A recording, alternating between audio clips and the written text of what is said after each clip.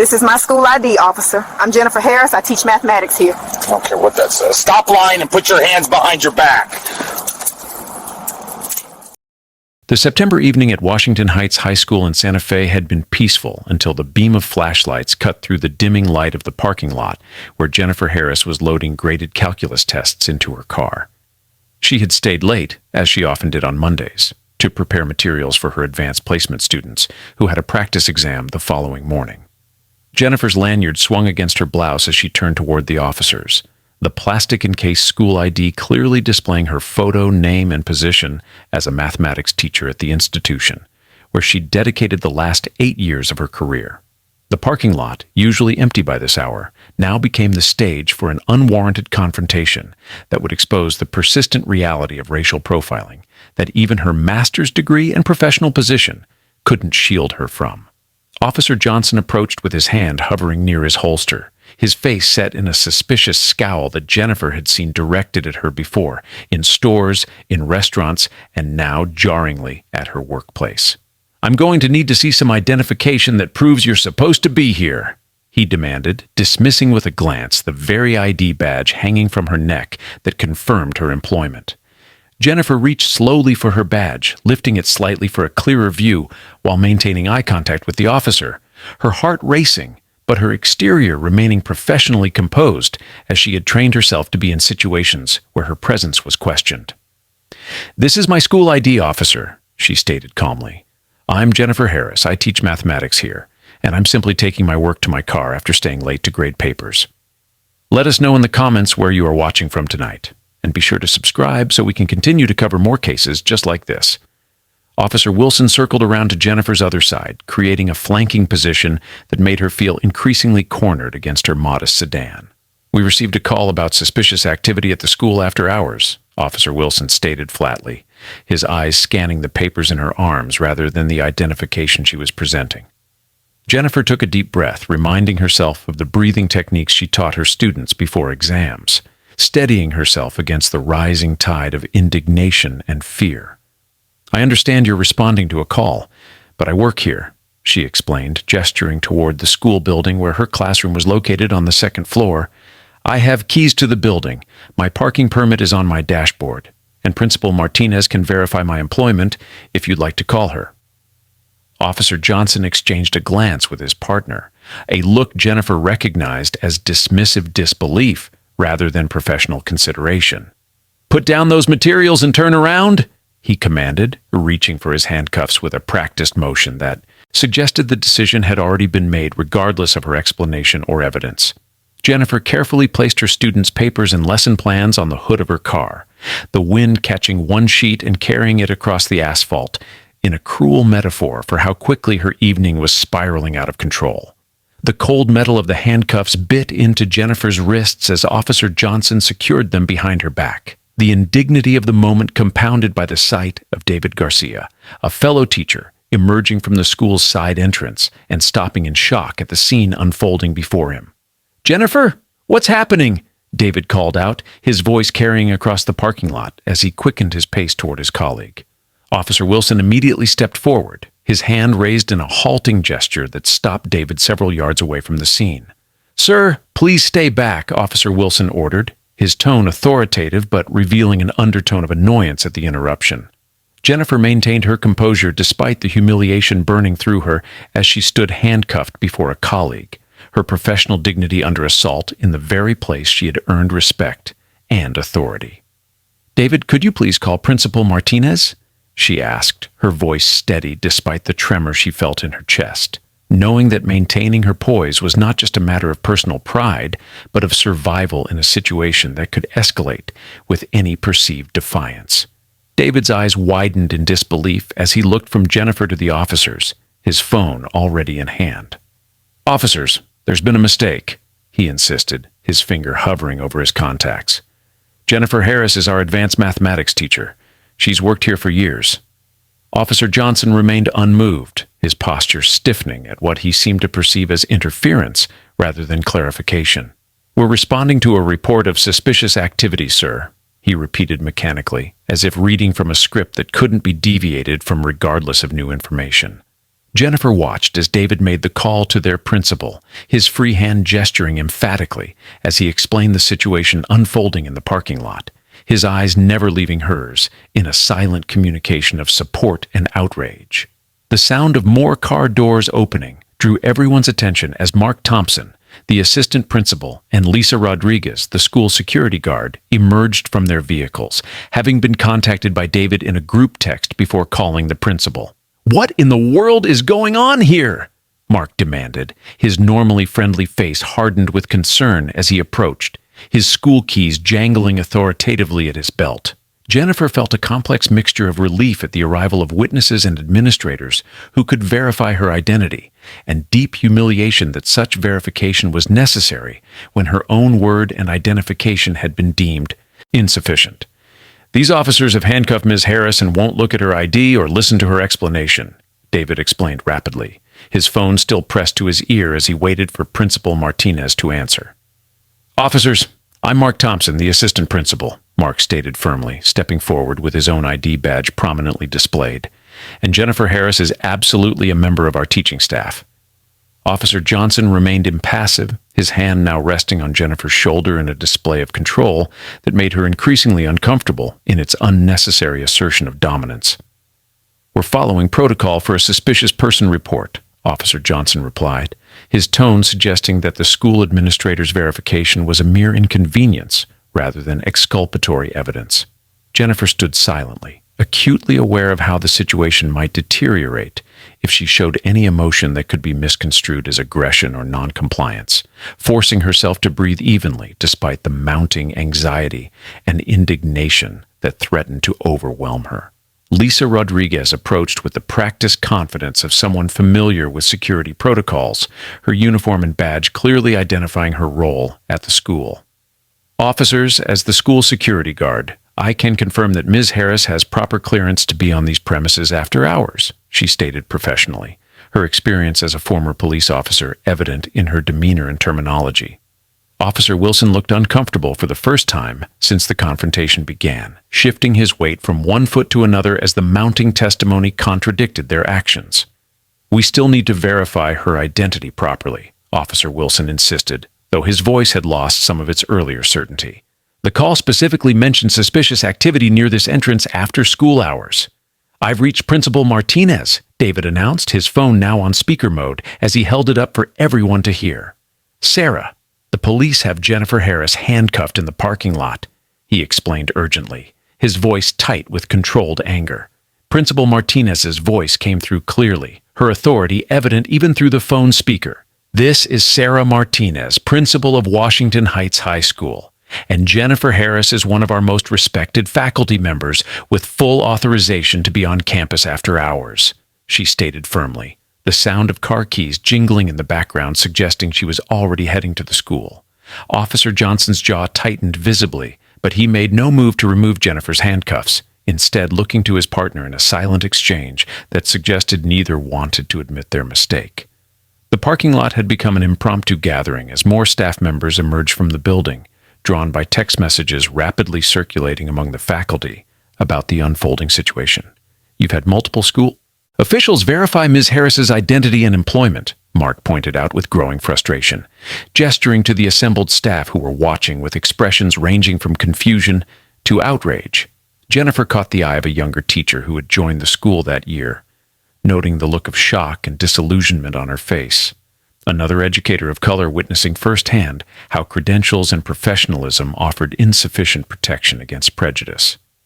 "Protocol requires that we complete our investigation," Officer Johnson stated stubbornly, though he now avoided making eye contact with Jennifer or any of the staff members who continued to advocate on her behalf. 15 minutes had passed since the initial confrontation, and Jennifer remained handcuffed despite the growing chorus of verification from her colleagues and administration. "Officers, the body cameras you're wearing have recorded multiple confirmations of Ms. Harris's identity and position," Lisa pointed out, her security background giving weight to her observation about the evidence being accumulated. Officer Wilson finally seemed to recognize the untenable position they had created, his expression shifting from stubborn authority to reluctant reconsideration as he turned to his partner. "Johnson, maybe we should reassess the situation," he suggested quietly, though not quietly enough to prevent those nearest from hearing the uncertainty in his voice. Jennifer maintained her dignified silence, aware that anything she said might still be twisted against her. But she allowed herself to hope that the mounting evidence and witnesses might finally bring this humiliating incident to an end. The distinctive sound of Principal Martinez's car pulling into the parking lot drew everyone's attention, her vehicle coming to an abrupt stop near the gathered group. "What is the meaning of this?" Principal Martinez demanded as she exited her car, her normally warm demeanor replaced by protective fury as she approached the officers with her ID badge and business card extended before her. Officer Johnson finally seemed to register the gravity of the situation and the potential consequences of continued stubbornness, his hand moving toward the keys for the handcuffs as Principal Martinez continued. "Jennifer Harris is our mathematics department head with 8 years of exemplary service to this school and a master's degree in education. I demand that you remove those handcuffs immediately." The tension in the air was palpable as Officer Johnson reluctantly unlocked the handcuffs, though his expression suggested he was doing so as a concession rather than as acknowledgement of a mistake. Jennifer rubbed her wrists gently as the handcuffs were removed, the physical relief overshadowed by the psychological impact of being publicly demeaned at her workplace. "Thank you for coming, everyone," she said to her colleagues, her voice steady despite the turmoil of emotions she was processing, from anger to humiliation to gratitude for their support. Officer Wilson had stepped back, now clearly uncomfortable with the situation, while Officer Johnson maintained his defensive posture, seemingly unwilling to acknowledge the possibility that their response had been disproportionate or inappropriately targeted. "We were just doing our job responding to a call," Officer Johnson stated, though the justification rang hollow in the face of their refusal to accept valid identification and multiple verifications from school officials. Principal Martinez placed a supportive hand on Jennifer's shoulder, her presence both a comfort and a shield. "I want badge numbers, names, and your supervising officer's contact information," she stated firmly, her phone already in hand to document the information. The gathered faculty members had formed a protective semicircle around Jennifer, their collective presence a physical manifestation of the support system that would prove crucial in the days to come. "Are you all right?" Mark asked Jennifer quietly, his concern evident in the furrow of his brow and the gentle tone that contrasted sharply with the confrontational atmosphere. Jennifer nodded slightly, not trusting herself to speak at length without her voice betraying the emotional toll of the incident. Instead, focusing on gathering her scattered papers from the hood of her car and the asphalt where they had blown during the confrontation. By the following morning, news of the incident had spread throughout Washington Heights High School, with students and parents expressing outrage alongside faculty and staff. "Ms. Harris was treated like a criminal at her own workplace," David explained to a group of concerned parents who had gathered in the school lobby, his indignation having only intensified overnight. The school's response had been swift and unified, with Principal Martinez calling an emergency faculty meeting before classes to address the situation and outline the steps already being taken to demand accountability from the Santa Fe Police Department. Jennifer arrived to find her classroom door decorated with notes of support from students who had learned of the incident through social media and text messages that had circulated overnight, the tangible expressions of solidarity providing a counterbalance to the lingering feeling of violation that had followed her home. "The body camera footage has been formally requested," Principal Martinez informed Jennifer during their private meeting in the principal's office, her normally organized desk now covered with printouts of school policies, police complaint forms, and statements being collected from witnesses. Jennifer nodded, maintaining the same composed exterior that had carried her through the confrontation, though the fatigue around her eyes revealed the sleepless night she had endured replaying the incident and processing its implications. "I've already been contacted by the teachers' union legal representative," Jennifer replied, glancing at her phone where messages of support continued to arrive from colleagues across the district who had heard about the incident. Principal Martinez leaned forward, her expression serious but supportive. "Jennifer, what happened to you was unacceptable, and we will pursue every avenue to ensure those officers are held accountable for their actions and their blatant disregard for your identification and our verification." The Santa Fe community's reaction grew throughout the day as local news outlets picked up the story, focusing particularly on the 15 minutes Jennifer spent in handcuffs, despite immediate and multiple verifications of her identity and employment. This incident highlights an ongoing pattern of black professionals having their credentials questioned and their presence criminalized, stated Reverend James Williams of the Santa Fe Community Coalition for Justice during an impromptu press conference outside the school. Jennifer watched the coverage during her lunch break, surrounded by supportive colleagues who had rearranged their schedules to ensure she wasn't alone, their presence both comforting and a reminder of the public nature the incident had assumed. The school board has issued a formal statement of support for Ms. Harris and condemnation of the officer's actions. Mark informed the gathered teachers, reading from an email that had just been distributed to all district employees. By afternoon, the hashtag #Justice for Jennifer Harris was trending locally on social media, with students, parents, and community members sharing their own experiences with racial profiling and expressing solidarity with the respected mathematics teacher. "My daughter has had Ms. Harris for 2 years, and she's transformed her relationship with mathematics," one parent wrote in a widely shared post that continued, "To see an educator of her caliber treated with such disrespect at her own workplace shows exactly why we still need to have serious conversations about racial bias in our institutions." Jennifer maintained her teaching schedule throughout the day, drawing on her professional discipline to focus on her students' needs despite the emotional turmoil and public attention, her classroom becoming both a refuge of normalcy and a site of healing as students expressed their support in ways both spoken and unspoken.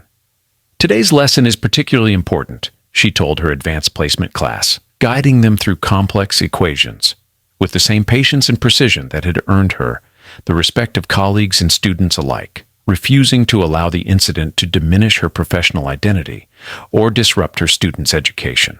The official response from the Santa Fe Police Department came late in the afternoon, a carefully worded statement acknowledging the unfortunate misunderstanding, but stopping short of admitting wrongdoing by the officers involved. "We take all community concerns seriously and are reviewing the incident," the statement read, prompting immediate criticism for its non-committal tone and failure to address the specific issue of racial profiling. Jennifer read the statement on her phone during her final preparation period, her expression unchanged, though her colleagues could sense her disappointment at the department's equivocation. "This is exactly what we expected," Lisa commented, her experience in law enforcement lending particular weight to her assessment. "They're hoping a vague acknowledgement will be enough to make this go away." The release of the body camera footage 3 days later proved to be a turning point, the unedited video clearly showing Jennifer's repeated attempts to identify herself and the officer's dismissal of her credentials and the verification offered by multiple school administrators. "I want every parent and community member to see exactly what happened," Principal Martinez stated during a school board meeting where the footage was reviewed, her voice steady but laced with carefully controlled anger. The footage revealed Officer Johnson stating to his partner, "These people always have some excuse for being where they shouldn't be," a comment that sparked particular outrage given Jennifer's clear identification as a teacher and the multiple verifications provided by school officials. Jennifer watched the footage alongside her union representative, her hands clasped tightly in her lap as the public viewing forced her to relive the humiliation of the incident. The camera's perspective offering a new layer of understanding about how she had been perceived and treated by the officers who had approached her, not as a professional to be respected, but as a suspicious presence to be controlled. The public hearing at the Santa Fe City Council chambers was filled beyond capacity, with community members lining the walls and spilling out into the hallway as Jennifer prepared to address the police review board. "Ms. Harris, we appreciate your willingness to speak today," the board chairperson stated, her tone respectful as Jennifer took her seat at the witness table, flanked by her union representative and the school district's legal counsel. The body camera footage had been played for the board and assembled community members, the raw imagery of Jennifer standing handcuffed despite her clear identification and the verification of multiple colleagues creating a palpable tension in the room. Jennifer straightened the papers before her, containing the statement she had carefully prepared over several sleepless nights, reviewing and refining the words that would transform her personal humiliation into a call for systemic change. "Thank you for the opportunity to address this board," Jennifer began, her voice clear and steady, projecting the same authority she brought to her classroom, despite the nervousness that threatened to constrict her throat. "What happened to me on September 29th was not merely a misunderstanding or a procedural error. It was a manifestation of the systemic bias that causes Black professionals to be questioned, suspected, and humiliated, even in spaces where we have earned our place." Officers Johnson and Wilson sat at a separate table, their expressions carefully neutral under the scrutiny of the board members and community observers. "The officers failed to follow basic verification protocols," the union representative argued, pointing to specific departmental policies that had been violated during the incident. The evidence was methodically presented: the immediate visibility of Jennifer's school identification badge, the arrival of multiple school officials within minutes who verified her identity, and the officers' continued detention of Jennifer, despite mounting evidence of her legitimate presence at the school. What my client experienced was not an isolated incident, but part of a pattern where Black professionals are presumed suspicious until proven innocent, a standard that creates a separate and unequal system of treatment, the union representative continued, gesturing to the community members in attendance who had come forward with similar experiences of being questioned or detained while simply doing their jobs.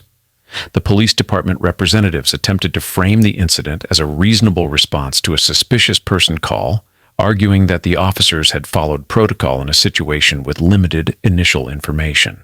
"Our officers were responding to a community report of suspicious activity at the school after hours," the department spokesperson stated, though his defense sounded increasingly hollow as board members referenced specific moments in the body camera footage.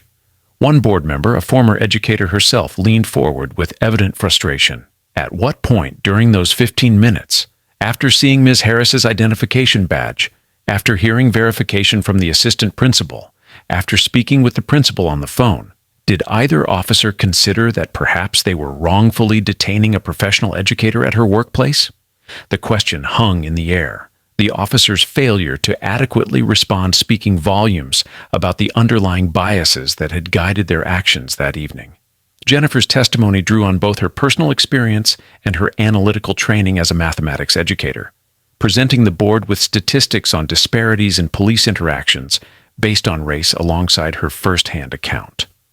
"I have spent 8 years teaching young people to think critically, to analyze information objectively, and to reach conclusions based on evidence rather than assumption," she stated, her voice gaining strength as she continued. "Yet on September 29th, I was denied that same logical process.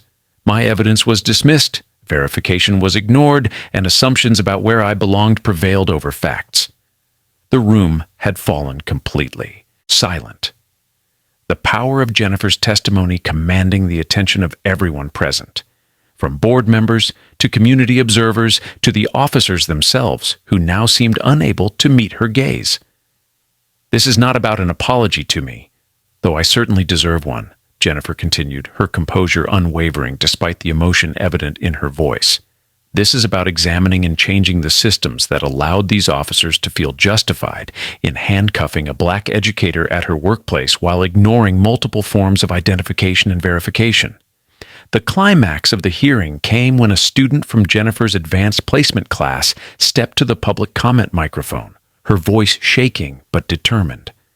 "Ms. Harris taught me that in mathematics we follow the evidence to its logical conclusion, even if that conclusion challenges our assumptions," the young woman stated, her words cutting through the bureaucratic atmosphere of the hearing.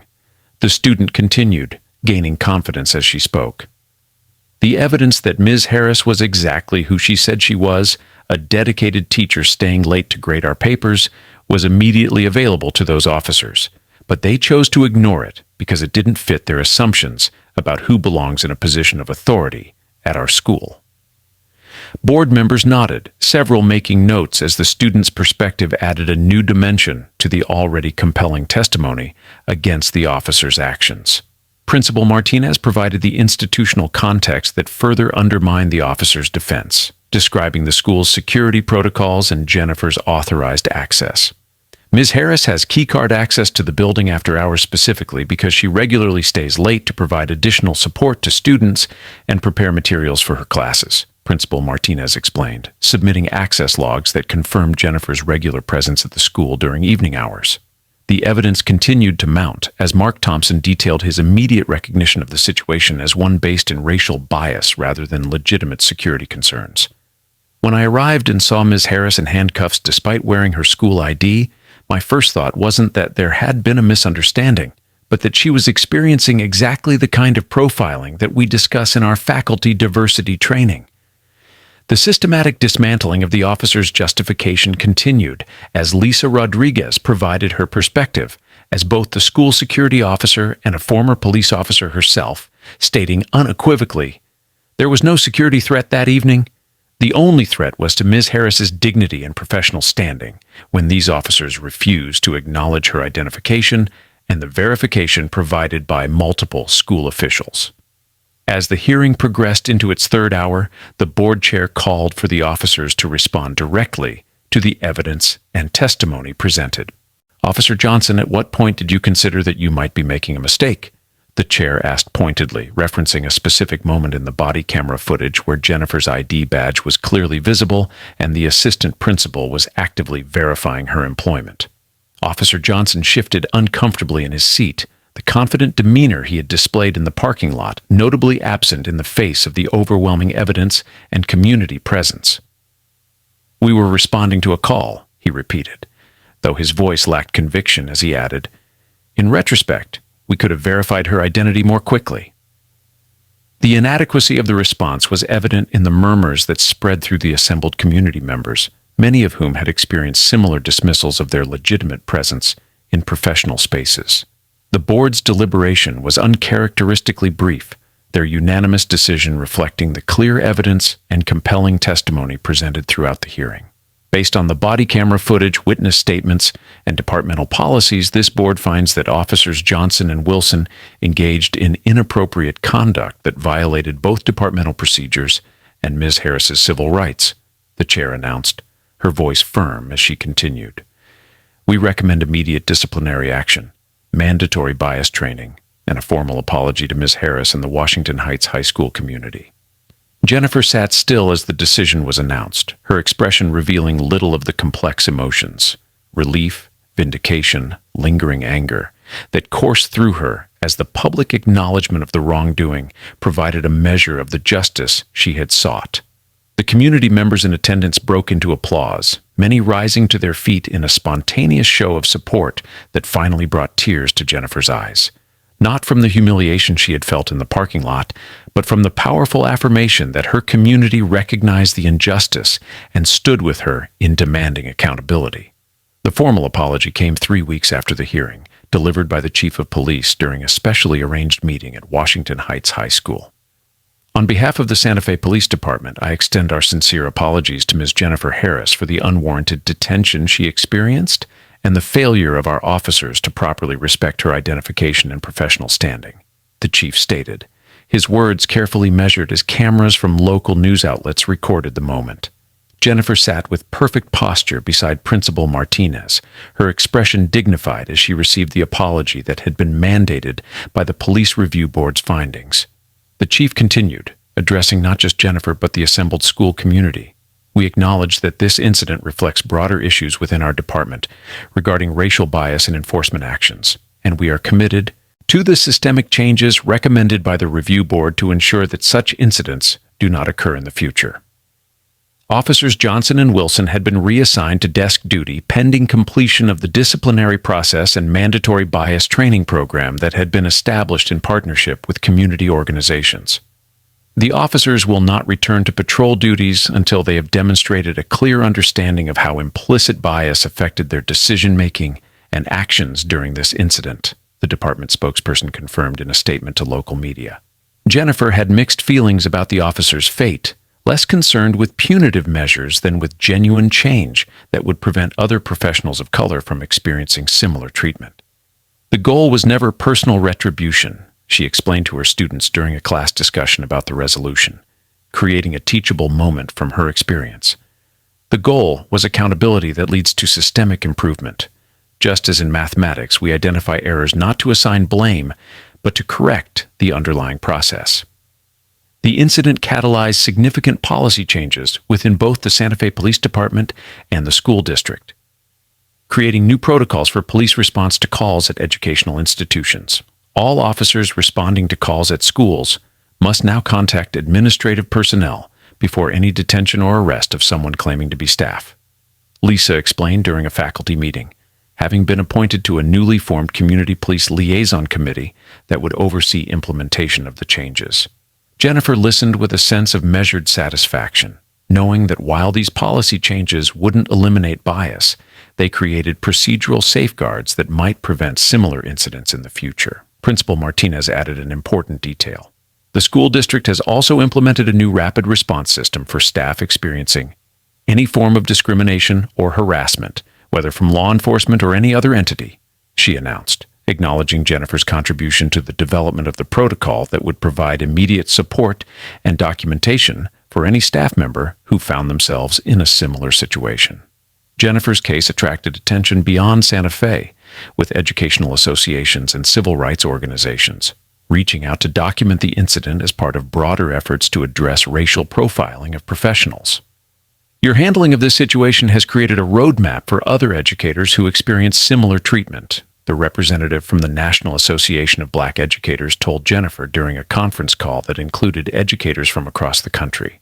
The attention was both affirming and occasionally overwhelming for Jennifer, who balanced her newfound role as an advocate with her ongoing commitment to her students and her own need for healing after the traumatic experience. "I didn't ask to become a symbol or a case study," she confided to Mark during a quiet moment between classes.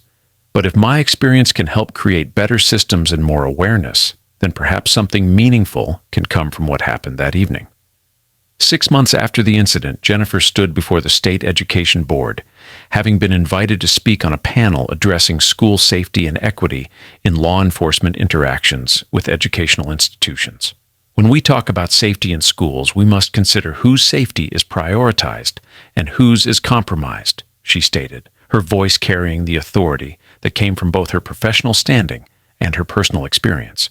The audience, composed of educational leaders, policymakers, and law enforcement officials from across New Mexico, listened attentively as Jennifer continued. "True safety exists when everyone's dignity and humanity are respected, when identification is accepted regardless of race, and when the default assumption is that Black professionals belong in positions of authority and expertise." Her words resonated beyond the specifics of her case, challenging the assembled leaders to examine the biases embedded in their own institutions and practices. The lawsuit Jennifer filed with the support of her union was settled out of court, with the terms including not just compensation for Jennifer, but funding for bias training programs for law enforcement throughout Santa Fe County. The settlement acknowledges both the personal harm experienced by Ms. Harris and the broader social harm of racially biased policing, the union's legal representative announced at a press conference following the settlement. Jennifer directed a significant portion of her settlement toward establishing a scholarship for students of color pursuing careers in education, transforming her individual compensation into a legacy that would support future generations of educators. "This scholarship represents my belief that the best response to bias is to create more opportunities for diverse voices in our classrooms," Jennifer explained during the scholarship announcement ceremony, her voice steady with the same composure she had maintained throughout the ordeal, now infused with the conviction that meaningful change was possible through persistent, strategic action. Officer Wilson, who had demonstrated genuine engagement with the bias training program, requested a meeting with Jennifer as part of his personal reconciliation process. "I want to apologize directly, not because it's mandated, but because I've come to understand how my actions impacted you and reinforced harmful patterns," he stated during their meeting, which took place in Principal Martinez's office with Jennifer's union representative present. Jennifer listened carefully, noting the difference between this personal acknowledgement and the departmental apology that had felt more political than genuine. "I appreciate your willingness to reflect on what happened and to acknowledge the harm caused," Jennifer responded. "Neither absolution nor rejection, but a recognition of the difficult work of confronting bias and its consequences." Officer Johnson had not made a similar request, his disciplinary file noting minimal engagement with the bias training program, a detail that surprised Jennifer less than it might have months earlier, her experience having given her a clearer understanding of the spectrum of willingness to acknowledge and address racial bias. 1 year after the incident, Jennifer accepted an additional role as the district's equity coordinator, while continuing her teaching duties, using her platform to advocate for policies that would prevent similar incidents and create more inclusive educational environments. What happened in that parking lot revealed systems that need changing, not just individual attitudes, she explained during a professional development session she led for educators across the district. The changes implemented in both the police department and the school district had become models for other institutions in New Mexico, with Jennifer frequently consulted on their development and implementation. We've created protocols that assume the legitimacy of educators of color rather than requiring them to repeatedly prove they belong, Principal Martinez stated proudly during a regional conference on educational equity, crediting Jennifer's advocacy for the shift in institutional approach. Jennifer Harris continued teaching mathematics at Washington Heights High School, her classroom remaining a space where students learned not just equations and formulas, but critical thinking and the importance of evidence-based conclusions. Ms. Harris taught me to question assumptions and look at the evidence, a graduating senior stated during the commencement ceremony, lessons that apply far beyond mathematics. As Jennifer watched her students graduate, she reflected on the journey of the past year, from the humiliation of being handcuffed in the school parking lot to the creation of new policies and programs that would protect future educators from similar experiences. The incident had not defined her, but it had revealed her strength and catalyzed her advocacy for systemic change that would benefit countless others. Education isn't just about what we teach in the classroom, Jennifer often told new teachers in the mentorship program she had developed. It's about the systems we create that either support or undermine learning and dignity for everyone in our school communities.